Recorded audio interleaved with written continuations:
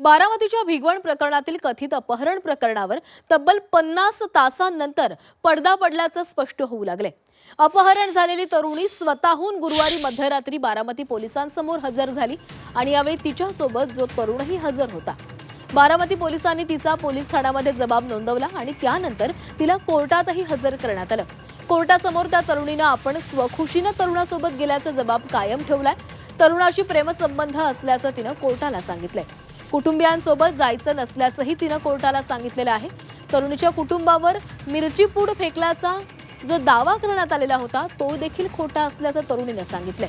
त्यामुळे आता संबंधित तरुणावर काय कारवाई करायची या संभ्रमात पोलीस असल्याचं दिसतंय।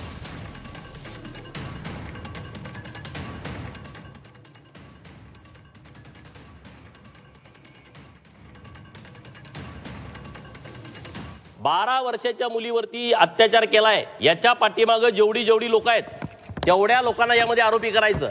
आज रात्री 2 वाजता स्टेटस काय टाकतोय? एवढी मस्ती एवढा माज येतो कुठून? कुणाशी हा एकनिष्ठ आहे? कोण ह्याला पाठबळ देत आहे असली प्रकरण करण्याला?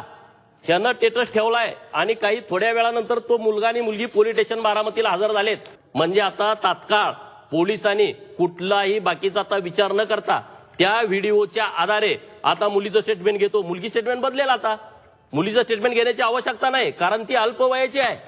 जेव्हा तिच्यावरती अत्याचार झालाय तेव्हा ती 12 वर्षाची आहे। त्यामुळे पोलिसांची जबाबदारी आहे, त्यांनी सुपोटो गुन्हा दाखल करावा।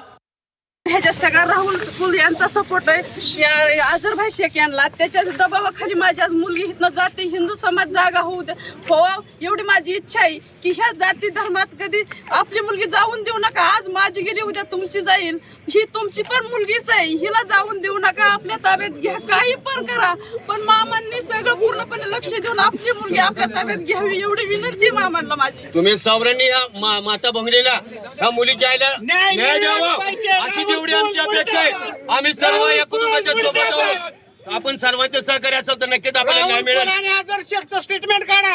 जे आरोप करतायत त्यांनी वस्तुस्थिती पहिल्यांदा तपासावी आणि मगच आरोप करावे अशा प्रकारची विनंती मी निश्चितपणे करेल। त्या कुटुंबाच्या विषयी आम्ही सगळेजण सहानुभूतीपूर्वक मदतीच्या भूमिकेमध्ये आहोत आणि त्या कुटुंबियांना जी लागेल ती मदत करण्याची आमची तयारी आहे।